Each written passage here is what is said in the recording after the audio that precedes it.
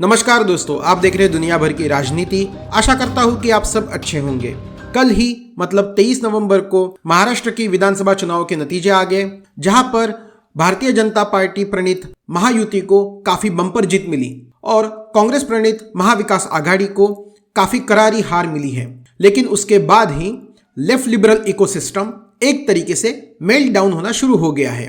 तो आज के हमारे वीडियो में हम ऐसे ही कुछ मेल्ट डाउन देखेंगे जो आप लोग काफी एंजॉय भी करोगे, ऐसी मैं आशा करता हूं। तो चलिए दोस्तों, वीडियो की तरफ आगे बढ़ते हैं। सबसे पहला मेल्टडाउन हम देखने वाले हैं संजय राउत जी का, जो शिवसेना उद्धव बालासाहेब ठाकरे गुट के प्रवक्ता भी हैं। और जब उन्हें पत्रकारों ने ये रिजल्ट या फिर ये चुनाव नतीजे गलत क्यों है या फिर आपको ऐसा क्यों लगता है इसके बारे में पूछा, तो उनका जवाब क्या था दोस्तों, आप खुद ही सुन लीजिए। आप खुद को भी वो सुनकर काफी हंसी आने वाली है। तो दोस्तों, आप उनका जवाब सुन लीजिए।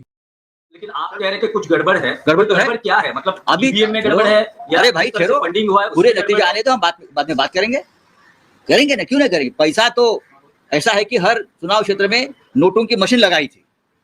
अरे शिंदे का एक भी उम्मीदवार सिटिंग एमएलए गिरता नहीं, और शिंदे ये बोल रहे थे हमारा एक भी सिटिंग विधायक गिरेगा नहीं।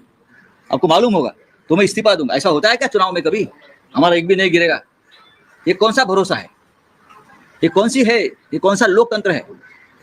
200 के ऊपर किसी को चुनाव में नतीजे मिलते हैं क्या? जिस देश में, जिस राज्य में सबसे बड़ी बेईमानी हो गई है, इस राज्य की जनता बेईमान नहीं है। ये नतीजे ऐसे दिए आपने कि आपने राज्य को, जनता को बेईमान ठहराया है। इस राज्य की जनता बेईमान नहीं है। जो नतीजे आ रहे हो महाविकास आघाड़ी को कबूल है नहीं? आगे की क्या भूमिका रहेगी? नतीजे कबूल नहीं है। जैसा कि दोस्तों आपने उनकी खुद के मुंह से सुना कि चुनाव नतीजे गलत इसलिए हैं क्योंकि किसी एक युति को या फिर किसी एक गठबंधन को 200 से ऊपर सीट मिली है, या फिर किसी एक पार्टी के सभी उम्मीदवार चुन के आए, इसीलिए वो रिजल्ट ही गलत है, ऐसा संजय राउत को लगता है। तो दोस्तों, आप ये सोच सकते हैं कि इस तरीके की रीजनिंग कितनी हास्यास्पद है। ठीक है, अभी हम चलते हैं दूसरे लिबरल मेल्टडाउन की तरफ, जो कि आप लोगों को काफी पसंद आएगा, और यह है ध्रुव राठी जी का। ध्रुव राठी जी ने भी महाराष्ट्र विधानसभा चुनाव के पहले मिशन स्वराज नामक एक वीडियो बनाया था, और उस वीडियो में खुद को सही मायनों में अनबायस्ड यूट्यूबर दिखाने की कोशिश की थी। लेकिन उस यूट्यूब वीडियो का क्या कोई सच में फायदा हुआ था या नहीं, चलिए दोस्तों अब इसी वीडियो में हम जान लेते हैं। तो अगला मेल्टडाउन है ध्रुव राठी जी का। 2.5 करोड़ से ज्यादा लोग अगर हम ठान ले कि इन मुद्दों के नाम पर हम इन पार्टीज को वोट करेंगे तो इन्हें हमारी सुननी पड़ेगी। पास्ट में मैंने जिस भी पार्टी के लिए जो भी कहा हो, अपनी ईगो साइड में रखकर भूल जाओ उसे। अब से इस वीडियो को देखकर इस मिशन स्वराज को पूरा करने का वादा जो भी नेता करेगा, मैं उस पार्टी या नेता को हाईलाइट करूंगा, पब्लिसाइज करूंगा, और हम 2.5 करोड़ लोग मिलकर इस आधार पर उन्हें कंडीशनली सपोर्ट करेंगे। हम मालूम है तेरे बाप को मत सिखा, चल।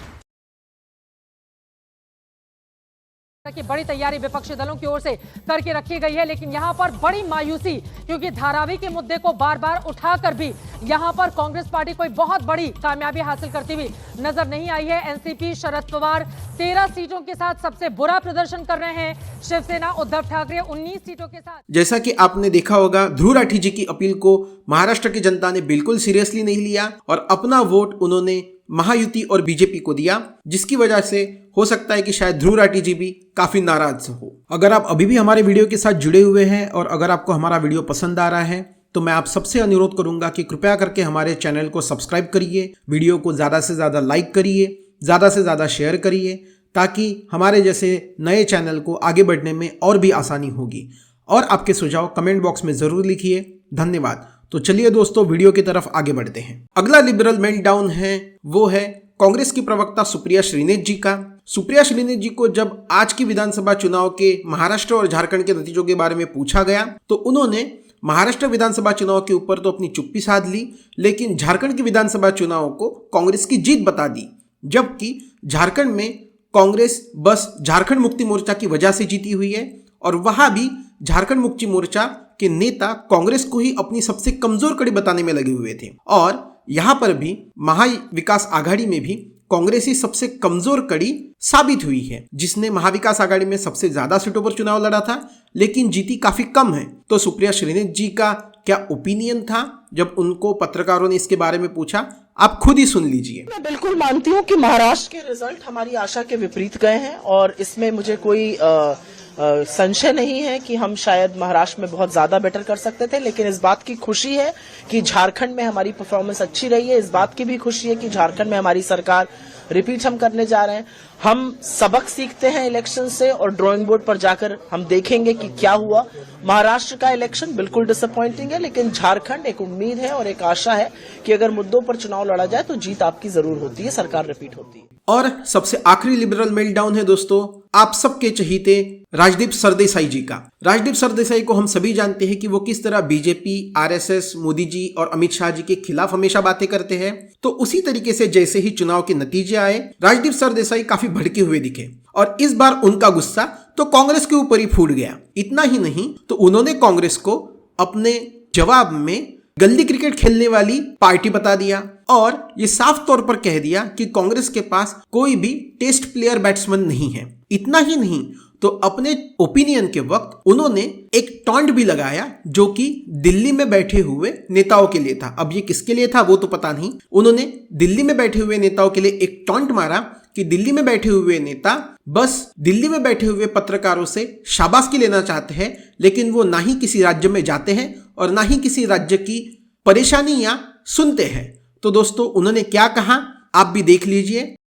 The Congress party thought one size fits all. चुनाव जीत गए लोकसभा, अब तो विधानसभा जीतना ही है। How do you see the BJP realize हम हार गए लोकसभा, हमें कुछ नया करना है। I'm giving the example of Pankaja Munde. You can see her on the screen. They decided that maybe Pankaja Munde can help us consolidate the OBC vote. So you give her a chopper. You remember what happened in Lok Sabha, Vidhan Sabha in Rajasthan, Rahul? When did you give Sachin Pilot some space right at the very end? If they had given Sachin Pilot and Ashok Gehlot had worked together for 6 months earlier, they would have won that election. They might have won Rajasthan. I am giving you self-goal after self-goal that the Congress scores. So it's not about Don Bradman. It's because on the other side, you have a party which is playing like Maidan cricket. But you need someone to play test cricket for God's sake, not Maidan cricket. Test cricket खेलो यार.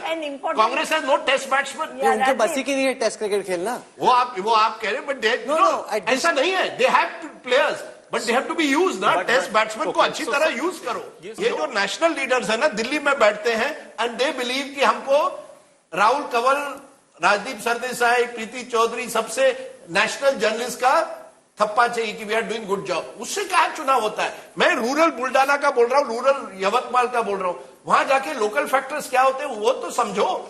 You are right that soybean they could have instead of holding the constitution, he should have had cotton and he should have had soyabean and made that a point. The second time Rajdeep and I, this is तो जैसा कि दोस्तों आपने video में सुन ही लिया होगा कि राजदीप सरदेसाई जी का गुस्सा इस बार कांग्रेस के ऊपर काफी फूटा हुआ है। और इतना ही नहीं तो राहुल कंवल ने भी उनके मजे लेते हुए ये साफ तौर पर कह दिया कि दिल्ली में बैठे हुए कुछ नेताओं को हाथ में बस किताब दिखाने की बजाय एक्चुअली में जनता के रियल इशू को लेकर बात करनी चाहिए, तभी जाकर कांग्रेस का कुछ भला हो सकता है। अब ये किसके बारे में था वो तो शायद आप समझ ही गए होंगे दोस्तों। ये मैं नहीं कह रहा हूं, ये तो लाइव फुटेज था। तो दोस्तों मैं आशा करता हूं कि इस वीडियो को देख के आप भी काफी मस्त हो चुके होंगे, आपका मूड भी काफी रिफ्रेश हो चुका होगा। तो चलिए दोस्तों आज के लिए इतना ही। जय हिंद, जय भारत, धन्यवाद।